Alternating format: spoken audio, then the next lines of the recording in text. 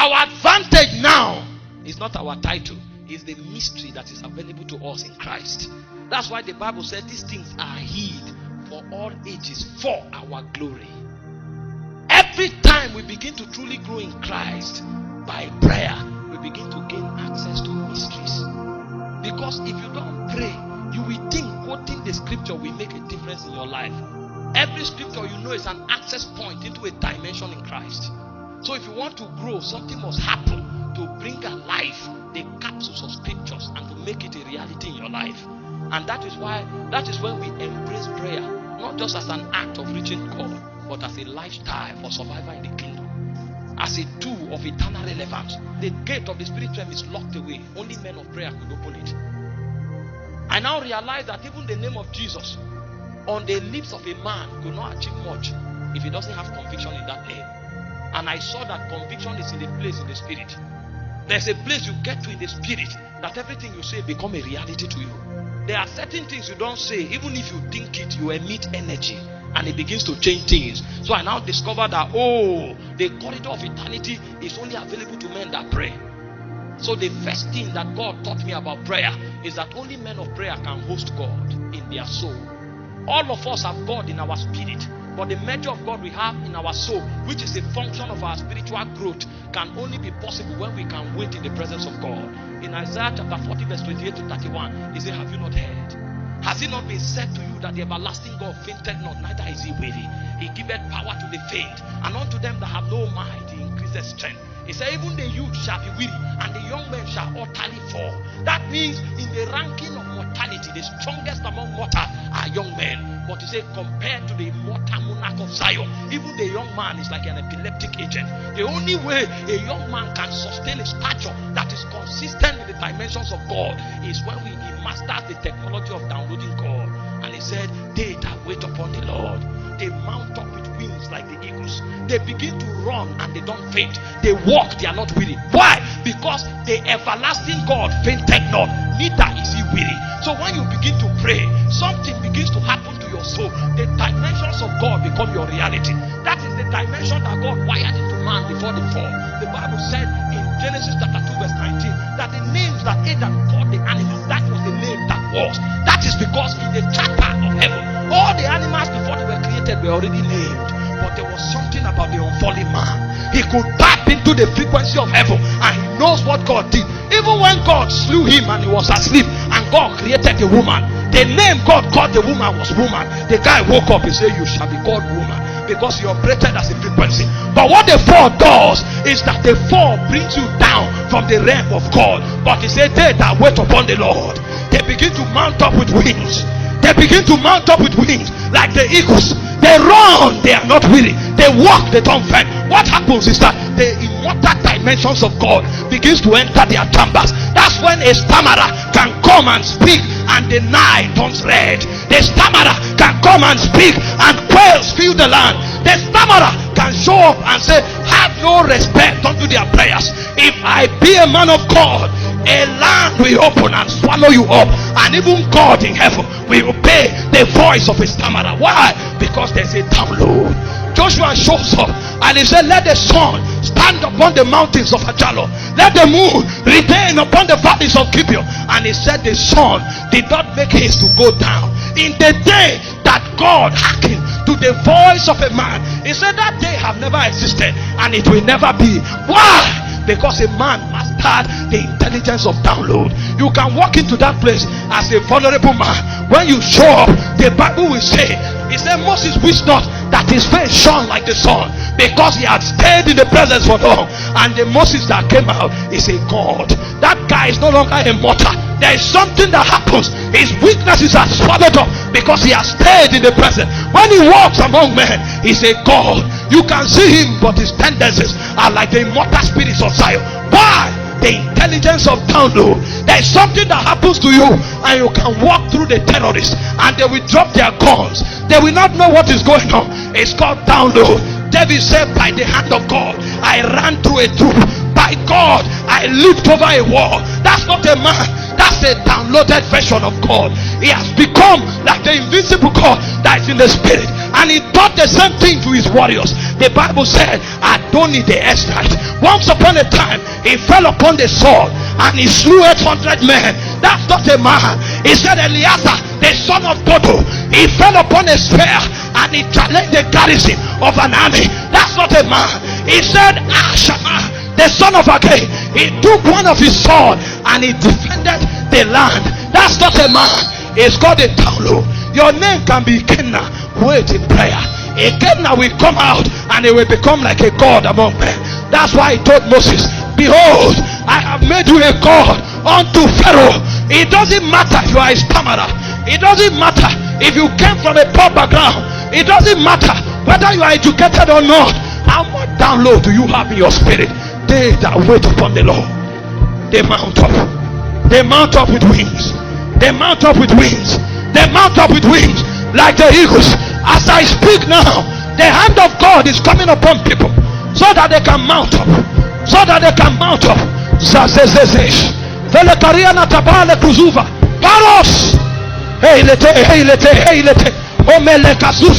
I see the wings of the Spirit is spreading so that man can mount up. So that man can mount up. The Bible said Philip went to Samaria. Only one man. He didn't need a band of intercessors. He didn't need a band of prophets. There was something. There was a download. There was a download. How much of God do you carry? The Assyrians will overrun us. The sons of the bondwoman will overrun us unless men of download appear on the mountains. So it says, blow the trumpet in Zion. Sound an alarm upon his holy mountain. So when you go to prayer, your focus is not bread and wine. When I go to pray, I'm searching the spirit, because what I'm looking for is download. If that download is enough, I can walk to my enemy. Israel was in captivity in Egypt for 430 years, but the Bible said that God spoiled the Egyptian. He gave favor to the Israelites and they spoiled the Egyptian. How can a 430-year slave walk to the master and say, give me your gold, give me your jewelry? There's download. There's download. So when you speak with the tongue of an angel. When you show up, it is the fragrance of Christ. The second strategy of prayer that brings men to spiritual growth is what we call spiritual networking. Networking. Do you see this place I'm standing? Friend David Ogueli stood here many years ago.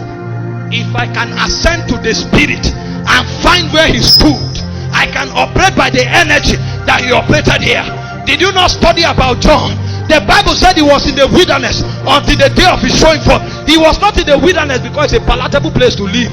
John needed to come in the spirit of Elijah. So there is a place he must hide himself. As he stood there, a point came where the man that went to the wilderness is John, but the man coming out is Elijah. The difference is 800 years, but time is no longer a factor, because John entered into an eternity economy, and on the strength of that economy, he can download Elijah into his day. You can download Moses into your day. You can download Enoch into your day. So you go, the people, the sons of the bondwoman arrest you, but by the spirit you enter where Enoch stood, and you can command by location. It's a strategy in the spirit realm. Our advantage is mysteries. Mysteries. He said to Daniel, he said, you seal the book. But Paul came. He didn't bother. He said, when he pleased God to reveal Christ in me, I conferred not with flesh and blood. I went to Arabia. Paul entered where Daniel stood with God, and he said, I was brought into the fellowship of the mystery. And the same thing that Daniel saw and sealed the book, Paul came and opened it. He said, I received a grace to make men see. That thing that Daniel locked away, I came to unlock it. It's a place in Zion. Jacob told Reuben, as unstable as water, you shall not prosper. But Moses came. He entered the spirit and he said, let Reuben live and not die. There's a place we can enter and we can begin to fight with the strength of many.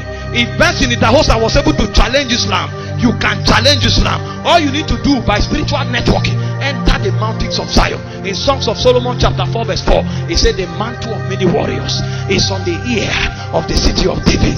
You can enter there and wear the garment of David and come down. It's called spiritual networking. Only men of prayer understand. That's why Jesus himself in Matthew 17 verse 2 on the Mount of Transfiguration Moses and Elias came, and they were encouraging him about what he would do in Jerusalem. Spiritual networking. John was in the Isle of Patmos in the Lord's day, weary and depleted, but they say, I was in the spirit. Patmos is not my problem. I will remain in the spirit. And as he was in the spirit, he heard a sound like the voice of a trumpet, and his brothers came from heaven. He wanted to worship the angel, and he said, no, don't worship me. I am like one unto you. Networking. You can enter the spirit realm, and today your name is Adora, but you can connect with Captain Kuman in the spirit, and you begin to operate dimension, and they don't understand. It's a dimension in the spirit. You can connect with Army Semper McPherson. It's a dimension. You hear a story of Francis of Assisi, and by prayer you can connect with it. Why? You have come to Mount Zion, the city of the living God, to an innumerable company of angels, to the spirit of just men made perfect. This is why I don't pursue men anymore. I know that I can form a family in the spirit. Many years ago, in the place of prayer, the hand of God entered my room, and he carried me out of my body, took me into years backward, and he showed me the life of Pastor Chris Oyakhilome. And he said, you have his tribe. So I don't pursue men. Anybody you want to find, look for him in the spirit. You will find him there. Prayer. Oh, you don't know the powers of prayer. You don't know the powers of prayer. The third thing that prayer does is called divine administration. People can be persecuted in Afghanistan. Pray in Nigeria. Don't bother. Pray. The Bible says the prayers of the saints, it ascend to heaven as orders, and they are stored up in golden vials. Then the angels of God mix them with orders. So somebody can be crying in Afghanistan. Pray here. Pray here. The reason God will appear to the person in Afghanistan is because you are praying. He was not violating the laws of the spirit. Somebody is praying. Did you not read about Paul? He was on his way. The moment he entered Damascus, Jesus showed up. Paul was in Jerusalem. Jesus did not appear. But when he entered Damascus, Jesus showed up. Why? Ananias had secured the borders. So Jesus cannot allow Paul enter Damascus. He showed up, and Paul was struck blind. Jesus appears to a man, and he tells Paul, go into the city, you will be told what to do. Intelligence of prayer is deeper than bread and wine. The next time you pray, look unto the hills, from whence cometh your help. He said they looked unto him, and their faces were radiant, and they were not ashamed. One man can be stronger than an army if you understand the intelligence of networking, if you understand the intelligence of spiritual mapping, if you understand the divine administration of securing territorial integrity by prayer.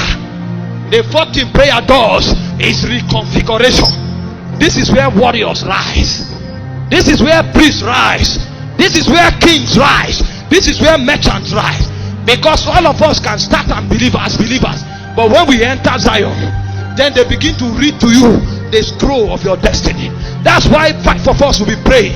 But in heaven, you are a prophet. I'm an apostle. He's a businessman. He's a merchant. Only in the spirit can reconfiguration take place. That's where warriors are born. It is in Zion that you find Shammah, the son of Agag. It is in Zion that you find Eliezer, the son of Dodo. There's a dimension of you that can slay 800 men. But come to Zion. Come to Zion. Come to Zion. That's where the spirit of just men is made perfect. You don't know your dimension. They can call you Rahab the prostitute. Come to Zion. When you come to Zion, you can become the progenitor of Jesus Christ. They can call you Chinyere, the club dancer. Come to Zion. That's when you will know that you are a priest, and matters of territorial legislation will be committed to you. Men will call you names, but there is a white crystal in heaven. The Bible said he will give you a name that no man know. So they call Peter Simon the reed, but he came, he said, you are rock. You are rock. You are rock. You are not a reed. You are not a reed. You are rock. They call him Abraham, assume father, but he came to Zion and they say, you are Abraham, the father of kings. Come to Zion. That's when you will realize that you are a feeble, but in the spirit you are a warrior. That's when you will realize that on earth you are feeble, but in Zion you are a prophet. That's when you will realize that on earth they called you a liar, but in Zion you are a prophet.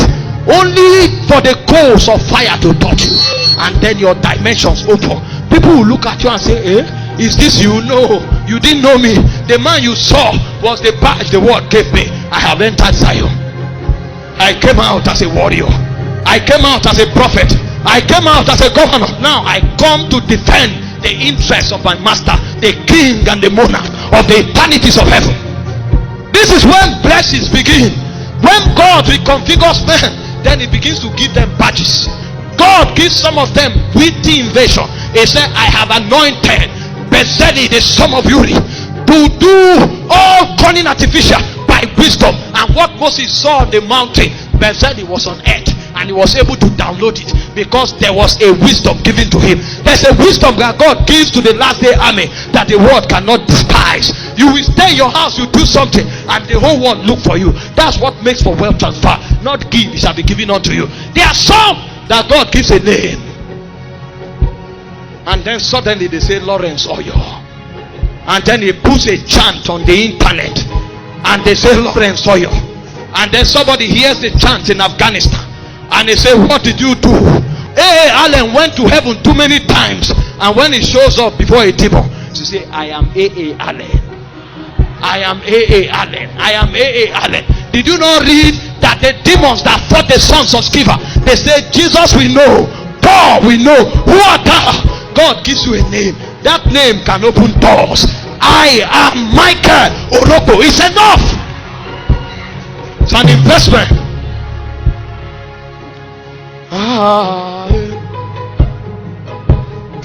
You see, we are about to fly now. If you can mutter in tongues, begin. Most of you have your name written on crystals in eternity, but you have not risen in prayer. You have not risen. That's why you will cheat men, lie to men, deceive men for money. If you find your name, men will look for you. A name, a grace, and the third thing is an influence. Influence is a scepter in the spirit realm. It causes the laws of creation to bow to people. The Bible said daily men joined themselves to David until his host became like the host of God. It's an influence. Men will run from afar to submit to your vision. It's an influence. These are the things that make for wealth transfer. Not give, it shall be given to you. But the church, the body, must become a mystical dimension of Jesus.